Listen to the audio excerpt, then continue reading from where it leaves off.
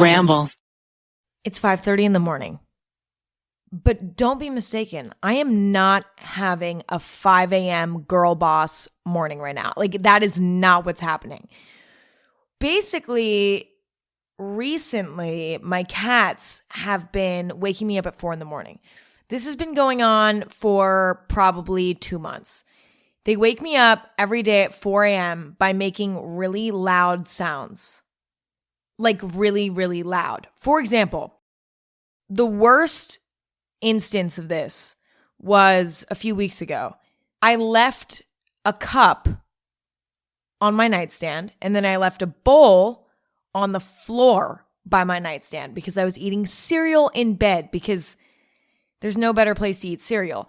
Anyway, I wake up the next morning at 3 in the morning to my alarm system in my house going off.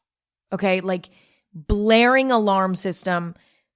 My house thought that it was getting broken into. And I was like, what? And I was so discombobulated. I looked at the floor and I just saw broken glass everywhere. And I was like, oh my God, somebody's trying to rob me right now. Like somebody's trying to break into my house or something, whatever. I thought a window broke. Anyway, I looked closer and it was the cup from my nightstand and the bowl that was on the floor. They were both broken. And then I knew that it was my cats trying to tell me, Emma, it's time for breakfast at 3 in the morning. So I turned off my alarm in my house and, cleaned up and I fed them. And it was fine. But this is something that is reoccurring. Okay, this is reoccurring. This happens every morning. Sometimes I go back to bed. Today was not one of those days. Now it's 5:30 in the morning and we're talking. We're hanging out. The sun hasn't even come out yet. Anyway, enough of that. Honestly, I could have just lied and said that I'm having a girl boss morning and said, I woke up at 5 a.m. I went on email. I spent an hour on email. Then I meditated. Then I made a coffee. Then I pooped. Then I journaled again. Then I meditated again. Then I read my emails and responded again. Then No, I could have lied. I could have done that, but that just isn't true. Anyway, whatever. So what are we talking about today? Today we're talking about relationships. I haven't talked about relationships in a long time, and it's one of my favorite topics because I think it's so interesting. I think romantic relationships in particular are very fascinating to me, and I think the reason for that is that when you think about it really analytically, is that a word? Analytically? I don't know. But if you really analyze the concept of a romantic relationship, which is in theory two people who are in love with each other romantically, right? That is an interesting concept. It's interesting because why did those two people choose each other? What about each person in the relationship is attractive to the other? There's so many interesting elements of romantic relationships, and I analyze them constantly. When I'm in one myself, I'm analyzing my own. When I see other people who are in one, I'm analyzing theirs. Like, I just find the whole concept kind of magical and fascinating. It can also be catastrophic. We've all been there. We've all been there. And if you haven't been there yet, you'll be there. It'll happen. It will. It will. Nobody gets through life without a shitty relationship. Almost nobody. Unless you're just not into relationships, which some people aren't. But if you are, you'll have a shitty one. Love you. You'll have it. Just wait. But we're not talking about shitty relationships today. I've talked about that enough on this podcast. Go back in the catalog. It's in there. But today we're going to be talking about two relationship dilemmas that I think are maybe not discussed enough. And these are things that I've experienced, that I've kind of worked through, and I feel like I've figured out these relationship dilemmas, at least on a personal level. And I'm going to share what I've learned about these two dilemmas and maybe give some advice that you can decide to take or not. And we're just going to have a conversation. So the two relationship dilemmas are as follows. Number one, finding a balance when it comes to dealing with your own personal issues in a relationship. Very, very difficult and confusing, but important. And then the second dilemma that we're going to talk about is having independence in a relationship, why it's important, how to find it, and what the perfect balance is. So let's just get started. We're starting out with dealing with personal issues in a relationship. I think the main difficulty when it comes to battling your own demons when you're in a relationship is it's always really hard to know what to share with your partner, what is better just dealt with on your own, how to manage your emotions when you're dealing with a tough time and you're in a relationship so that the relationship doesn't suffer from your personal issues. There's so many difficulties there, but at the same time, it's inevitable because life is like a box of chocolates, you know what I mean? And so sometimes shit just sucks, and then you're in a relationship at the same time, and you don't want your relationship to suffer because of your personal issues. And I do think that there's a way to suffer like a human being, not sugarcoat the way that you're feeling or lie about the way that you're feeling, but still not demolish the relationship. I think there's a way. Anyway, obviously, honesty is one of the most important parts of a relationship.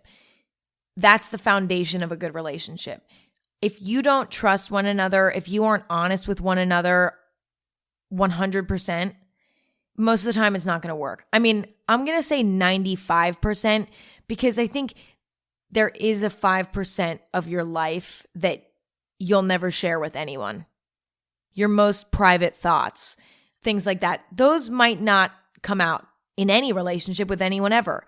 Those might just stay with you forever. But I think that 95% of your relationship should be open, honest, everything's out on the table. And the reason for that is that that's what creates trust. It creates a bond. It creates vulnerability. And it's just crucial. But when in the midst of dealing with a personal issue, might be mental health issues, might be something family related, might be something existential. You're having a little existential crisis. We all have them. Sometimes being too honest and discussing that dilemma in the heat of the moment with your partner might not be the right idea, because sometimes you have to work through something on your own. I think the perfect balance, 95% of the time, is to share just enough information for your partner to have context as to why you might be behaving differently, but not so much that they're checking in about it too frequently. They're asking you questions. How's it going? How's it going? You know, but not sharing too much information to the point where you feel like you can't handle it on your own anymore. Like they're too involved now. I think that's the perfect balance, because I think when personal issues really become a problem in relationships is in two scenarios. Number one, it's when you don't tell your partner at all. But meanwhile, you're having a personal issue, so you're behaving differently. You're not in a great mood. You're bummed out. You're maybe a little bit more angry or aggressive than you normally are just because. Well, if you don't tell your partner, hey, I'm dealing with this personal issue, then they're taking that shit personal. And that's when a wedge starts getting formed in the relationship, because your partner is like, I am feeling a little bit rejected. I'm feeling a little bit rejected because I feel like my partner doesn't love me right now. When in reality, that's not true. It's just that there's a personal issue happening. But resentment will form on the side of the person who is not having a personal issue if they don't have context as to why your behavior might shift. And when you're in an intimate relationship, you're so close and you're around each other so frequently and you talk so often that slight changes in your personality are going to be obvious to your partner more than you even realize. They might not even realize how observant that they're being of you, but it's natural in a relationship to constantly be analyzing and observing your partner and sort of taking the temperature of how things are going on a constant basis. So if something shifts, it's not going to just fly under the radar. So you do need to have a certain level of honesty and communication with your partner about, okay, I'm going through something. And sometimes just saying, listen, I can't talk about it right now. I'm not ready to talk about it right now, but I'm going through something. Sometimes that's all that needs to be said. It leaves you the space to work through it on your own, but it still gives your partner some context. And you can even go as far as to say, I'm going through something. If I act differently, if I'm behaving differently, if I'm being weird, just know that it's not personal. If anything comes up that is in regards to you, you're bugging me, our relationship is not working, and that's why I'm acting weird, I will mention it. But right now, it has nothing to do with you. The shift in my behavior is personal. It's something I'm going through, and I'm not ready to talk about it yet, but I just want you to know. And that is so incredibly helpful. I don't think you understand how much of a game changer that little conversation can be. In my own personal experience, I've had moments where I've felt like, oh God, like I feel like something's up in my relationship. Throughout my relationships, throughout my life, I've had moments where I've been like, something's off. Something's off. I feel something off from the person I'm with. And then some time goes by and maybe I start to build a little bit of resentment. And I'm like, what the fuck is wrong with them? Like, do they just not like me anymore? Like, why are we even together then? Like, break up with me. Like, what the fuck? Like, if you don't like me, then just end it. You know what I mean? And then I get to a point where I'm like, I need to bring it up. And then I'm like, hey, why do you hate me? And then they're like, I don't hate you. And then I'm like, well, then why are you acting like weird towards me? And then I get an explanation and it's like, Emma, the world doesn't revolve around you. No, I'm just kidding. Nobody's actually ever said that to me yet. Probably will at some point in my life. But actually, maybe not. I don't know. Okay. But, and then they always say, no, that wasn't you. This isn't about you. I'm having a personal issue. Like I didn't bring it up. It's happened so many times throughout my life. Now that I'm older, I just bring it up. If I feel like the vibe is off, even for a second, I'm like, what's going on? Is it me? Is there something else going on? Let's get it out in the open because I feel something. Like, let's just work it out. You don't need to tell me, but just what's going on? When I was younger, it used to take me more time and I would build this resentment towards whoever I was dating and I would like start to get angry at them because I was like, what's the issue? And then finally, when I was at a boiling point, then I would bring it up. It's so unnecessary. Now that I'm an adult, I feel something off for literally 20 minutes. I'm like, what's going on? And then I just get it over with, move on. So that's the first thing that usually goes wrong when you're having a personal issue in a relationship is that the communication isn't there. And so somebody gets their feelings hurt, right? The second thing that can go wrong is actually the complete polar opposite. When you first start creating content online, it can be very intimidating because there's a lot to learn. I definitely experienced that when I first started. It takes a lot of work to build a brand online. But the good news is, for anyone looking to start, you can have all the helpful tools that you need all in one place with Squarespace. You can build an amazing and unique website, sell your products, share content, build a big audience, and so much more. Say you're starting some sort of food or drink brand, kind of like I did with Chamberlain Coffee.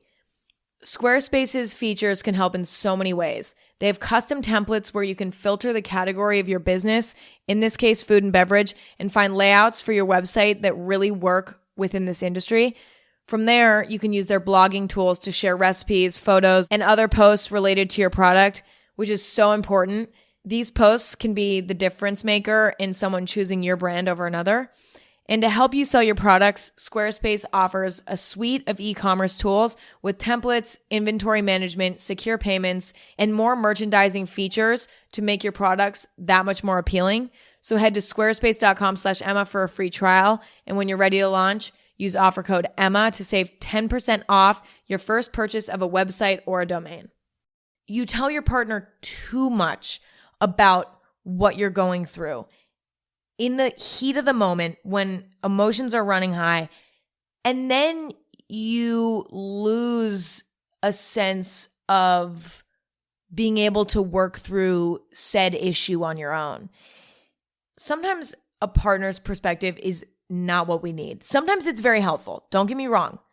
There are times when it is the best option to go to your partner, tell them everything, cry on their shoulder, let it all out, and get their help, right? Sometimes that's what you need, but not all the time.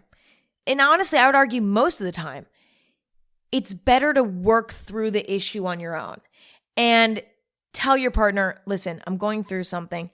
I just need you to support me and love me a little extra, but I also need the space to figure it out. There's so much value in figuring out things on your own.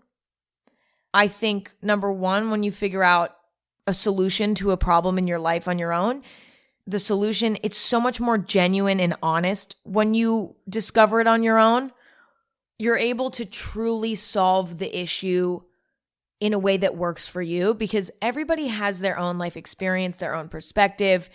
And so if you are getting advice or too much help from your partner, or from anyone for that matter, it might change the way that you solve your problem. And the truth is you're the only one that can truly solve your issues in life. And getting a little bit of advice here and there from people who you trust is not a bad idea. But I think that it can be problematic if you're dating somebody who's maybe a little bit more bold personality-wise, because they might start checking in like, hey, have you solved that problem yet? Hey, how's this going? Hey, did you do what I told you? You know, did you take the advice that I gave you? And sometimes that can stress you out when you're already dealing with a personal issue. If you're kind of fending for yourself, I think you find a more long-term and a more uniquely you solution. I don't know. Having to be held accountable for solving your own personal issue because your partner is asking you about it frequently and checking in can sometimes be frustrating.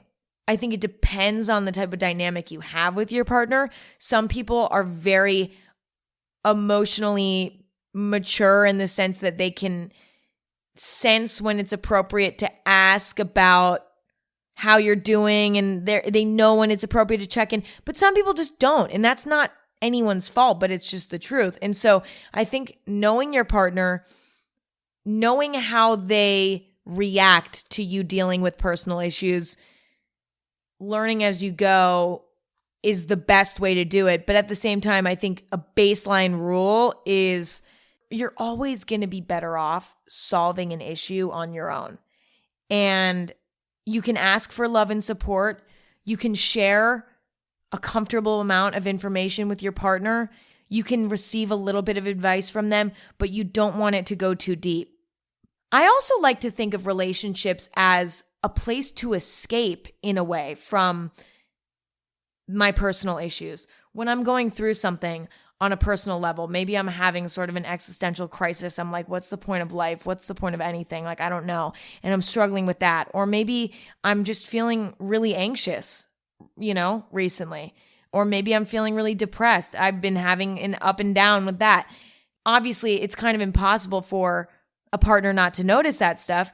But sometimes keeping majority of it to yourself and using your relationship as sort of a relief and a distraction, a healthy distraction, as long as you're not overdoing it, but using it as sort of a place where you can talk about other things, like, oh, when I'm with my partner, I can talk about lighter things. And that's kind of a relief from the heavy thoughts that, you're having when you're on your own. I love that. Like, I love doing that. Sometimes I don't share, like if I'm having a tough time, I'm really anxious or I'm feeling really depressed, whatever, any of the things I just mentioned. I purposely don't bring it up because I would rather utilize my relationship as a place where I can kind of take a break from those thoughts. That doesn't always make sense. That doesn't always work, but it's definitely an option. I think that's a good option when whatever you're struggling with is not impacting your mood to a point where you're acting differently.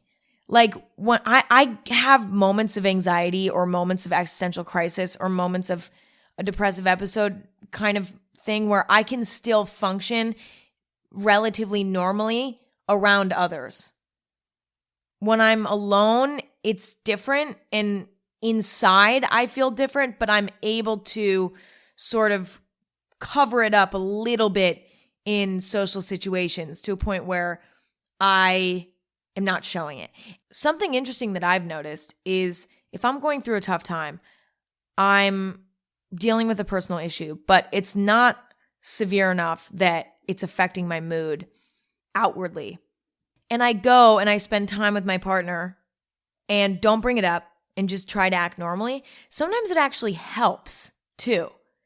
So there's another potential pro of keeping certain personal issues to yourself in a relationship. It's all very situational. I think as you can probably tell by the way that I'm discussing this, I feel like it's very situational, at least from my experience. And I don't know. I think it's going to be very dependent on you and the specific relationship dynamic that you have. Another thing that I haven't really mentioned is, I kind of mentioned it, but not in depth enough, is sharing all of our trials and tribulations with our partner can cause us to feel too dependent on them in regards to solving our issues, which can create this sort of anxiety within us because we start to feel like we couldn't solve our own issues without them. And you never want to feel like you need your partner. I've been in relationships in my life where I felt like I needed my partner. And it never ended well. The breakup was bad. The relationship was bad. It's bad. You know what I mean? It's all bad. And it's confusing because on one hand, your partner in theory should be one of your closest confidants, like one of your closest people in your life. And so it's kind of confusing because on one hand, you're supposed to feel so deeply in a relationship, but then on the other hand, you're supposed to not depend on them. It's a difficult balance to find. It's very, very difficult. It's not easy. But I think one of the ways that you can avoid feeling too dependent on them is leaving the problem solving to you. When you have a personal issue, make sure that the way that you're handling finding the solution leaves you in the driver's seat. Like you're in the driver's seat. You are the one at the end of the day who's solving your own problems. Don't involve your partner to a point where it starts to feel like they're solving your problems for you. You do not want to feel dependent. You want to associate problem solving with yourself and not your partner, because at the end of the day, who do we have? We have ourselves. We need to be confident in our own problem-solving abilities before we can let our partner in to help. Associating problem solving with anyone in your life has a potential of being harmful because you don't want to be too dependent on anyone.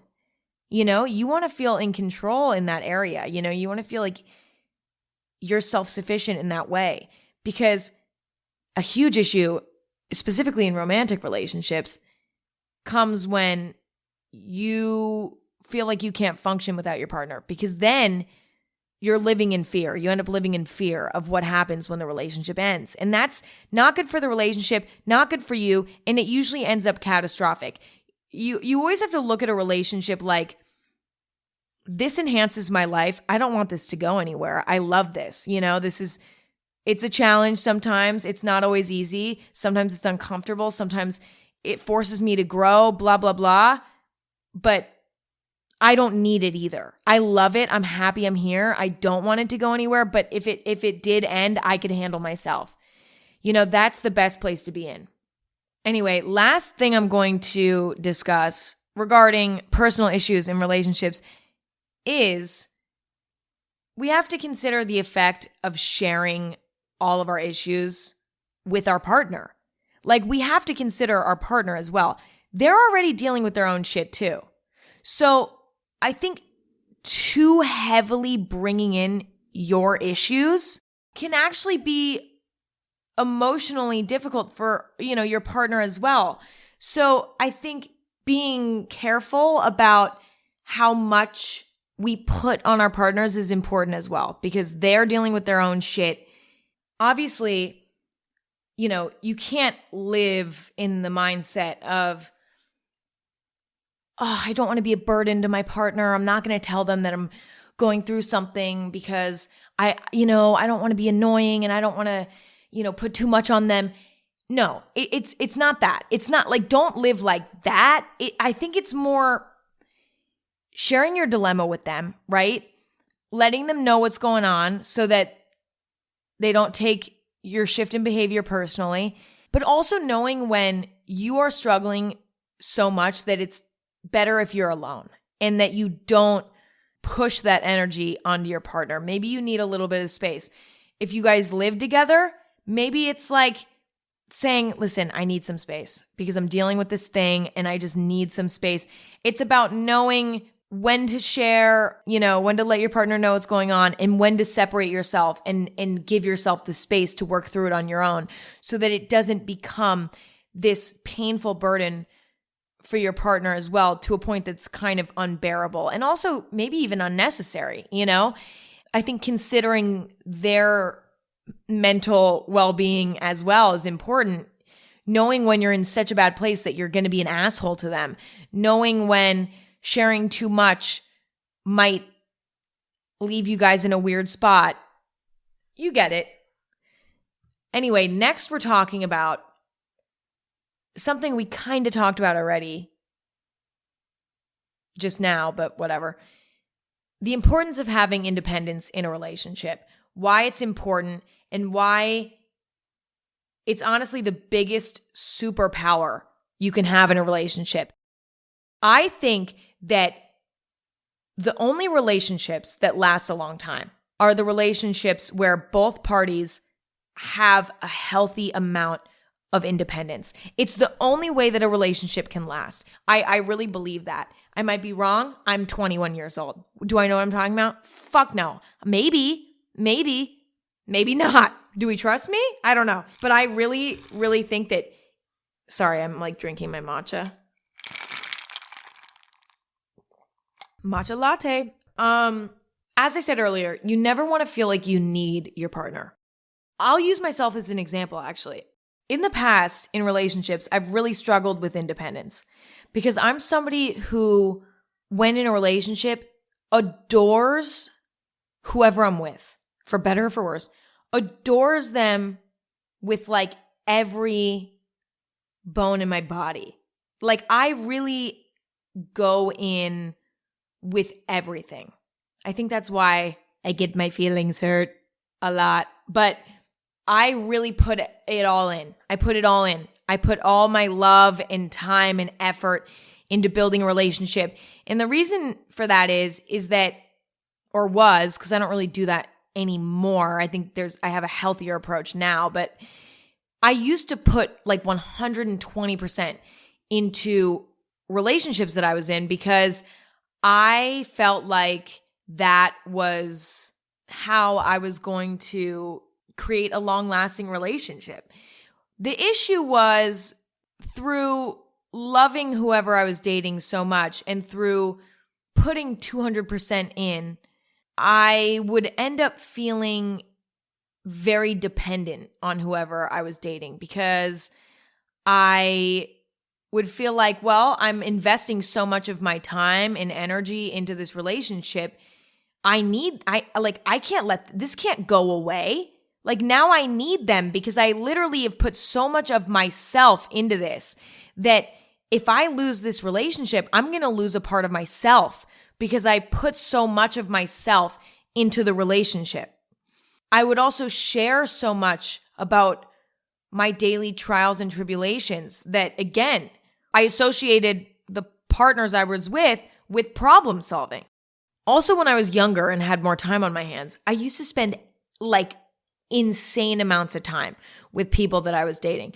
It was like every moment that I could be with them, I would. And anytime I would go and do anything, I would go with them. And it was a lot, it was a lot of time spent together. And when you spend, insane amounts of time together, you end up forgetting what your life was like when you did things by yourself. When you're in a relationship and you're in love, it can be very difficult to have a little bit of distance, not only emotionally, but also literally physically. Like you need to have a little bit of distance emotionally in the sense of problem solving on your own, working through things on your own, still having private thoughts, things like that. You physically need distance as well because you need to travel without them, do activities without them, have hobbies outside of them, maybe even have friends outside of them. You need to have distance in a relationship. That distance makes you feel independent because you still have a sense of life outside of your relationship.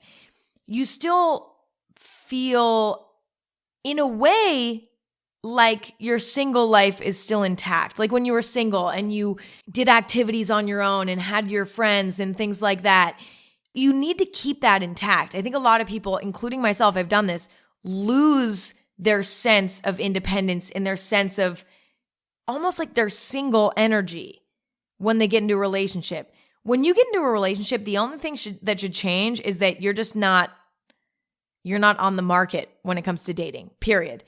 Nothing else should really change. You should still go hang out with your friends without your partner. You should still go do activities without your partner. It's not easy. It's not. It's so annoying because if you're in a newer relationship and you're just having the best time with your partner, it's like impossible to not invite them to everything. And I understand that.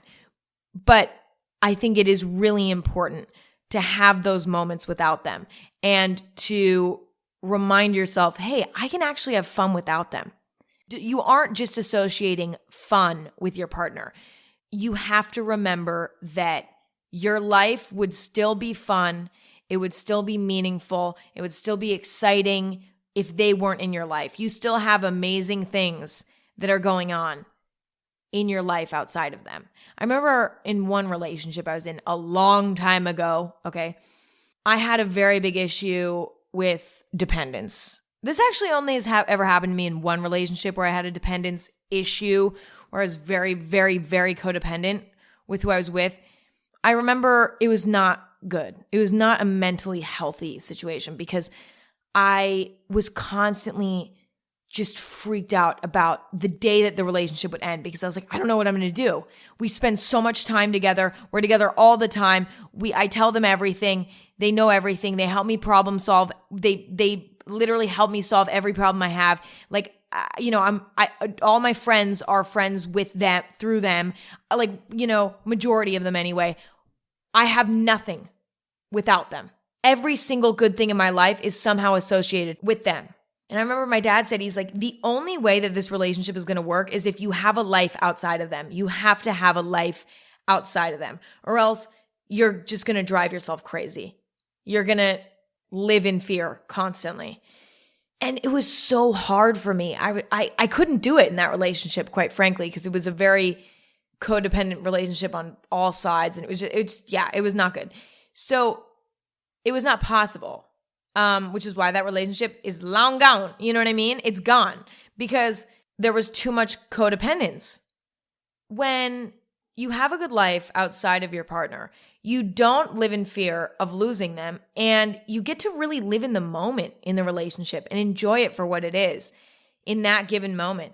And there's so much freedom in that, you know?